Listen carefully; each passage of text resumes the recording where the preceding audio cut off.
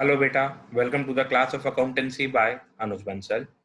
Today we are going to start with the second chapter of class 11th accountancy, and the second chapter is all about the basic accounting terms. इस chapter में बेटा हम लोग basically समझेंगे कि accounts में कौन कौन सी टर्म्स को यूज किया जाता है. Moving forward to the first basic term is business transactions. Sir business transactions वही टर्म है जो हमने चैप्टर नंबर 1 में भी पढ़ी थी. क्या थी वो? A business transaction is an economic event with a third party that is recorded in an organization's accounting system. Such a transaction must be measurable in money. Economic event से मतलब क्या है बेटा? यहाँ पर फाइनेंशियल नेचर होना चाहिए उसका. थर्ड पार्टी मतलब कि बिजनेस जिसके भी साथ उस ट्रांजैक्शन को कर रहा है वो व्यक्ति थर्ड पार्टी या वो ऑर्गेनाइजेशन थर्ड पार्टी कहलाएगी जिसके साथ ट्रांजैक्शन की जा रही है.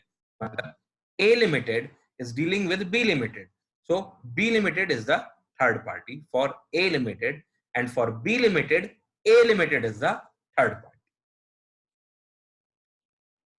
Such transaction must be measurable in money. Money में मेजर करने वाली जो ट्रांजैक्शंस हो सकती हैं हम केवल उन्हीं ट्रांजैक्शंस को अकाउंट्स में रिकॉर्ड करते हैं बेटा. चलिए आगे चलते हैं. आप समझते हैं कैरेक्टरिस्टिक्स ऑफ बिजनेस ट्रांजैक्शन. देखिए सर ये बहुत सिंपल सी कैरेक्टरिस्टिक्स हैं जो हम चैप्टर नंबर 1 में भी पढ़ के आए थे. जैसे कि पहली कैरेक्टरिस्टिक्स क्या है कि सर वो मनी वैल्यू उसके अंदर होनी चाहिए. It is concerned with money और मनीज वर्थ ऑफ गुड्स और सर्विसेज. दूसरा, यहाँ पर ये जो ट्रांजैक्शन हो रही है बिजनेस ट्रांजैक्शन, ये किस वजह से होनी चाहिए? या तो ट्रांसफर होना चाहिए.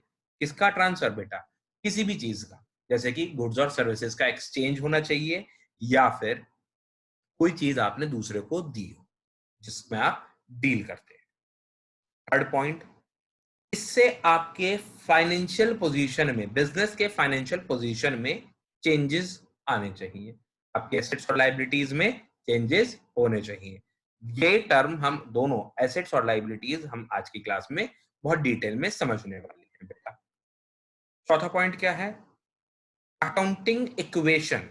It has an effect on the accounting equation of any business firm. Accounting equation क्या होती है बेटा? Accounting equation एक ऐसी इक्वेशन होती है बेटा बिजनेस की जिससे हमें उसकी ट्रांजैक्शंस को रिकॉर्ड करने में आसानी होती है. ये इक्वेशन हम लोग तैयार करते हैं. इसके डिटेल में एक चैप्टर हम पढ़ने वाले हैं. आगे चलते हैं बेटा. अब पांचवा है कि फिफ्थ कैरेक्टरिस्टिक है बेटा कि कोई भी बिजनेस ट्रांजैक्शन जो होती है उसमें दो एस्पेक्ट्स इन्वॉल्व होते हैं, एक डेबिट और एक क्रेडिट. यहां पर हमने मतलब लिखा है कि डेबिट का मतलब होता है आना और क्रेडिट का मतलब होता है जाना. आप इसे ऐसे भी समझ सकते हैं कि किसी भी ट्रांजैक्शन में, बिजनेस की कोई भी ट्रांजैक्शन जो हो रही है बेटा जिसको आप अकाउंट्स में रिकॉर्ड करते हैं, यानी कि बिजनेस ट्रांजैक्शन जो भी कहलाएगी उसके दो एस्पेक्ट होते हैं. Means something will come and something will go. जैसे क्या लिखा है? In other words every business transaction has two sides. One side is receiving end the other side is giving the benefit. Benefit देना, giving. आगे चलते हैं. अब आती है अगली टर्म, कैपिटल. बेटा ये मोस्ट इंपॉर्टेंट टर्म है क्योंकि इस वर्ड के बिना, इस कैपिटल के बिना बिजनेस हो ही नहीं सकता. समझते हैं कैसे? देखिए, कैपिटल इज द मनी और wealth needed to produce goods और सर्विसेज. कैपिटल क्या है बेटा? बेसिकली पैसा है, ऐसा मान लो. वो पैसा जिससे गुड्स और सर्विसेज बनाए जाते हैं. सब बात समझ में नहीं आई तो आगे पढ़ो बेटा. इसको आप मानो पैसा है जो बिजनेसमैन अपने बिजनेस में लगाता है. बिजनेसमैन जो पैसा अपने बिजनेस में लगाता है उसे कैपिटल कहते हैं, ऐसा कह सकते हैं. बिजनेसमैन जो पैसा बिजनेस में लगाता है उसे बिजनेस कैपिटल कहा जा सकता है बेटा. क्यों लगाता है? ताकि वो अपने एसेट्स को परचेज कर सके और अपने बिजनेस ऑपरेशंस को कंटिन्यू कर सके. अब बेटा बात आती है कि जो हमारी बिजनेस की कैपिटल होती है उसके दो फॉर्म्स होते हैं, एक डेट फॉर्म होता है और एक इक्विटी फॉर्म होता है। अब दोनों में अंतर क्या होता है? डेट फॉर्म का मतलब होता है बेटा वो कैपिटल जो आपने किसी और से पैसे मांगकर अपने बिजनेस में लगाई है, यानी कि उधार की जो कैपिटल है। मुझे बिजनेस करना था और मैंने अपने फ्रेंड का पैसा उसमें लगवा दिया, that is called debt capital. वो ओनर नहीं है बिजनेस का, लेकिन फिर भी उसका पैसा लगा है, that is called debt capital. Equity capital जो ओनर का पैसा लगा है, जो मेरा पैसा लगा है, वो इक्विटी कैपिटल कहलाएगी। चलिए, assets minus liabilities is the formula for capital. आगे चलते हैं, अगली टर्म है drawings. Again an important term बेटा, ड्राइंग्स। देखिए, ड्राइंग्स का मतलब होता है withdrawal, withdrawal of goods or money by the owner for personal use. Most important thing is beta here is that here you are withdrawing the money for personal use. अगर personal use नहीं है बेटा तो वो drawings भी नहीं है, अगर पर्सनल यूज है तो वो ड्राइंग्स है।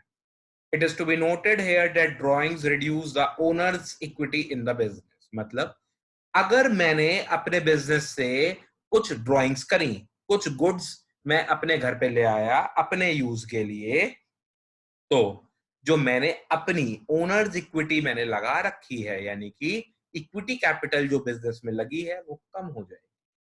यानी कि जितनी ड्राइंग्स होती हैं वो कहां से माइनस होती हैं? वो आपकी ओनर्स कैपिटल में से माइनस की जाती हैं। Is this thing clear to you? पढ़िए, any type of withdrawal that is in monetary terms or goods by the owner from the business for personal use is known as drawings. ठीक है? It is to be noted here that drawings reduce the owner's equity in the business. अब आगे चलते हैं। अब अगली term है हमारी लाइबिलिटीज।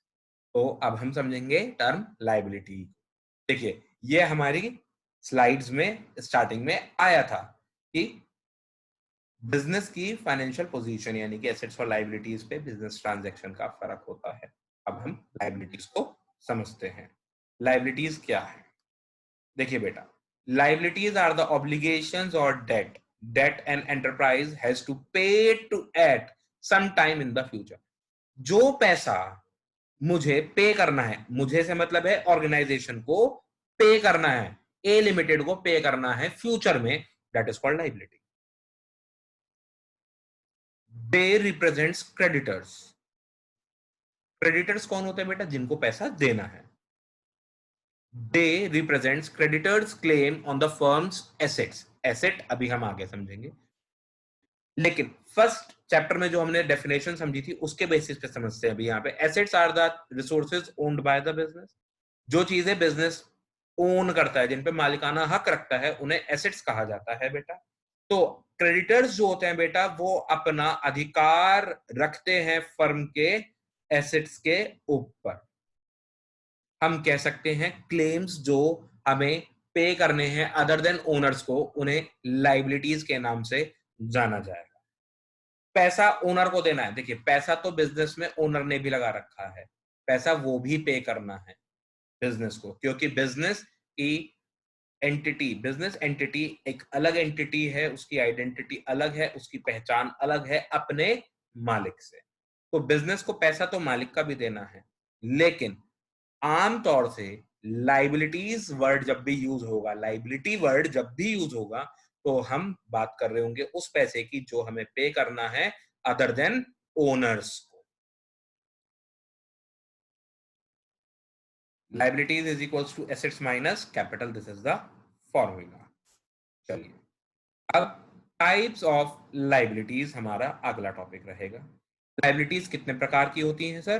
बेटा, पहला प्रकार है इंटरनल लाइबिलिटी, अंदर की, बिजनेस के अंदर की लाइबिलिटी। अभी अभी बात करी थी, बिजनेस की आइडेंटिटी अलग है, ओनर की आइडेंटिटी अलग है।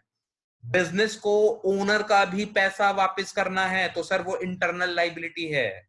उसको स्पेसिफाई किया जाएगा कि हम किसकी बात कर रहे हैं। सर हम बात कर रहे हैं इंटरनल लाइबिलिटी की। ऐसा स्पेसिफाई किया जाएगा। The amount owned by the business to the owners of the business is termed as internal liability.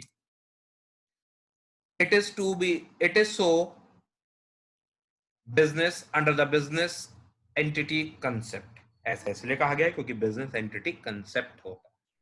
ठीक है, transactions are recorded taking into consideration that business is an different identity from its owner. हम ऐसा मान के recording करते हैं सभी transactions की। अकाउंटिंग जो करते हैं वो ये मानते हुए करते हैं कि सर बिजनेस की आइडेंटिटी अलग है और ओनर की आइडेंटिटी अलग है। It represents the balance in the balance sheet as capital and free reserves. Internal liability को बैलेंस शीट में आप कैपिटल और फ्री रिजर्व्स के नाम से दर्शाते हैं। Next slide is external liabilities. External liabilities क्या है देखिए बेटा, इंटरनल लाइबिलिटीज आप समझ चुके हैं, the funds which is to be paid by the business to the owners is known as internal liabilities. अब बात कर रहे हैं हम एक्सटर्नल लाइबिलिटीज की बेटे। एक्सटर्नल लाइबिलिटीज का मतलब होता है जो पैसा आपको आउटसाइडर्स को पे करना है, यानी कि अदर देन ओनर्स को जो पे करना है, that is known as external liability. It arises because of credit transactions or loan raise. Credit transaction का मतलब क्या होता है सर? Credit transaction का मतलब होता है उधार में जो काम किया। ठीक, creditors, bank overdraft, bills payable, outstanding expenses, these are few examples of external liabilities. ठीक है, आउटस्टैंडिंग एक्सपेंसेस बेटा वो एक्सपेंस जो हमें पे तो करना था लेकिन अभी पे किया नहीं है, ऐसा पैसा जो देना तो है पर अभी दिया नहीं। जैसे कि स्टाफ की सैलरी, आज 30 तारीख है, हमने आज तक पूरे महीने अपने स्टाफ से काम करा लिया लेकिन अभी उनको पूरे महीने के पैसे दिए नहीं, पैसे देंगे 7 तारीख को, तो this is called outstanding expense. Bills payable, बेटा मैं किसी से सामान खरीद लाया था उधार, उसे यकीन नहीं था मेरे बिजनेस पे और मेरे पे, तो उसने कहा लिखित में दे दो, मैंने दे दिया, that is bills payable. Bank overdraft, बेटा बैंक से पैसा उधार ले लिया। क्रेडिटर्स, लोगों से पैसा, लोगों से बिजनेस के लिए गुड्स उधार ले लिए। आगे चलते हैं। नाउ द नेक्स्ट इज, देखिए अभी आपने पढ़ा लाइबिलिटीज को इंटरनल और एक्सटर्नल के कंसेप्ट में। अब और दो कंसेप्ट होते हैं बेटा, जिसमें से पहला है करंट लाइबिलिटीज। बेटा जिनको with in a period of 1 year आपको पे ऑफ करना है वो करंट लाइबिलिटीज कहलाती हैं। क्या? जिनको 1 साल के अंदर अंदर आपको शॉर्ट पीरियड में खत्म करना होता है। जैसे कि बैंक ओवरड्राफ्ट, बैंक से पैसा जो आपने उधार लिया है बेटा उसे जल्दी जो आपको अगर पे करना है, bank overdraft. Bills payable with in a period of 1 year इनको पे करना होता है, अभी अभी बताया था। आउटस्टैंडिंग एक्सपेंसेस भी बताए थे। शॉर्ट टर्म लोन्स, छोटे समय के लिए लोन लिया, अगेन उसे 1 साल के अंदर अंदर पे करना है जिस लोन को, वो शॉर्ट टर्म लोन है। दूसरी टाइप होती है बेटा non current liabilities. Non current liabilities क्या है? Liabilities other than current liabilities are non current liabilities. पहले सभी लाइबिलिटीज को लिखो, करंट लाइबिलिटीज अलग हटा दो, जो बची वो सब नॉन करंट हैं आपके लिए।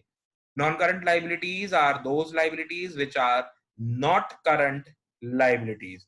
सच liabilities are usually payable relatively after a long period. मतलब आप ऐसा माने जो 1 साल के बाद पे करनी है वो नॉन करंट यानी कि लॉन्ग टर्म लाइबिलिटी है, और जिन्हें 1 साल के अंदर अंदर पे करना है वो करंट लाइबिलिटी। आगे चलते हैं। इसके एग्जांपल्स क्या हैं? लॉन्ग टर्म लोन्स, लंबे समय के लिए लिया। Debentures, form of capital raising, आप इससे अपने बिजनेस का लिए कैपिटल ला सकते हैं। पब्लिक डिपॉजिट्स, अगेन कैपिटल लाने का एक तरीका होता है। आगे चलते हैं। अगली टॉपिक है हमारे लिए एसेट्स। एसेट्स क्या होते हैं बेटा? देखिए हमने बेसिकली बहुत सिंपल डेफिनेशन समझ रखी है। Anything owned by the business is known as assets. समझते हैं। देखिए assets are economic resources of an enterprises. Economic resources मतलब बेटा वो फ्यूचर में मॉनेटरी बेनिफिट आपको देंगे। कैसे देंगे वो समझ लीजिए। They are those resources that the business owns. These are the items of value used for the operations of the business enterprises and also includes the amount due to it from outsiders. इसका मतलब क्या है बेटा? इसका मतलब है कि assets आपके बिजनेस ऑपरेशंस में काम करते हैं, ठीक, और जो पैसा आपको औरों से लेना है, अभी तक तो दे रहे थे, अभी औरों से लेना भी तो है बेटा।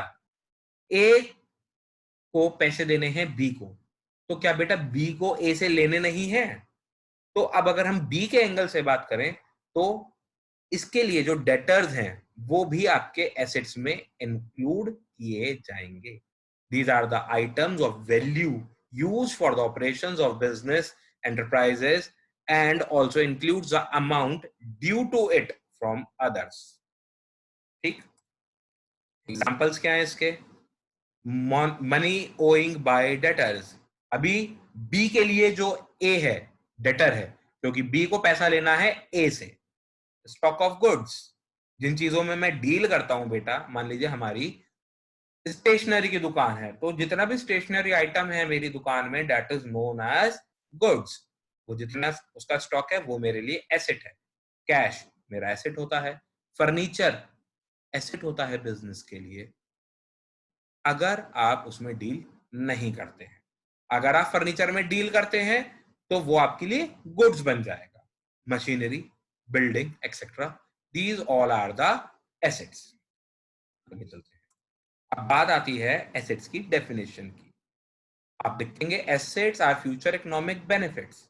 फ्यूचर इकोनॉमिक बेनिफिट्स हैं बेटा, फ्यूचर में देंगे economic benefit.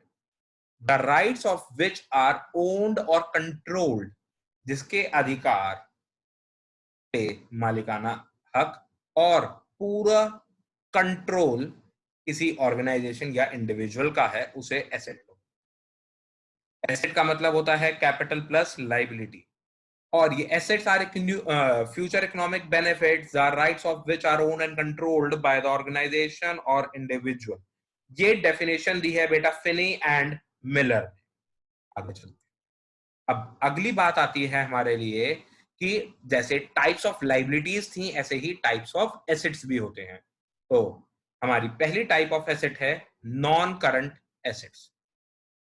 Non-current assets are those assets which are kept in the business for continued use. बेटा ध्यान देने वाली बात है यहाँ पर continued use की, ठीक है, कि आप उसे continuation में यूज करने वाले हैं for the purpose of production of goods or services. goods और services को produce करने के लिए। बात समझ में आती है इतनी बेटा? क्या कहा हमने? continued use होगा एसेट्स का, वो एसेट हमारे लिए नॉन करंट एसेट होंगे जिनको हम बेचने के उद्देश्य से नहीं लाए। देखिए गुड्स भी मेरे लिए एसेट थे, मैंने बताया गुड्स वो चीज होती हैं जिसका मेरा बिजनेस है, मेरे लिए वो भी एसेट है, लेकिन वो मेरे लिए नॉन करंट एसेट नहीं है। नॉन करंट एसेट कौन सा होगा बेटा? वो एसेट जिसे मैं बेचने के उद्देश्य से नहीं लाया, जिसकी लाइफ लंबे समय की होती है। लॉन्ग टर्म इन्वेस्टमेंट और फिक्स्ड एसेट्स, ये एग्जांपल्स हैं। Fixed asset land, building, plant and machinery, furniture etcetera. अब समझते हैं बेटा कि फिक्स्ड एसेट्स क्या होते हैं। अभी अभी टर्म आई फिक्स्ड एसेट्स। क्या होते हैं फिक्स्ड एसेट्स? देखिए fixed assets are those non current assets which are acquired or intended to be retained permanently in the business। जिनको परमानेंटली आपको बिजनेस में रखना है, वो एसेट्स आपके लिए कहलाते हैं बेटा फिक्स्ड एसेट्स। और क्यों रखना है? ताकि बिजनेस कर सकें। अगली बात, फिक्स्ड एसेट्स को और फर्दर कैसे डिवाइड किया जा सकता है? First type is tangible assets. Tangible का मतलब होता है बेटा जिस चीज को आप देख सकते हैं, जिस चीज को आप छू सकते हैं, जैसे कि लैंड एंड बिल्डिंग, मशीनरी, ठीक। मैं जिस भी चीज को देख सकता हूं, छू सकता हूं, वो मेरे लिए टेंजेबल है।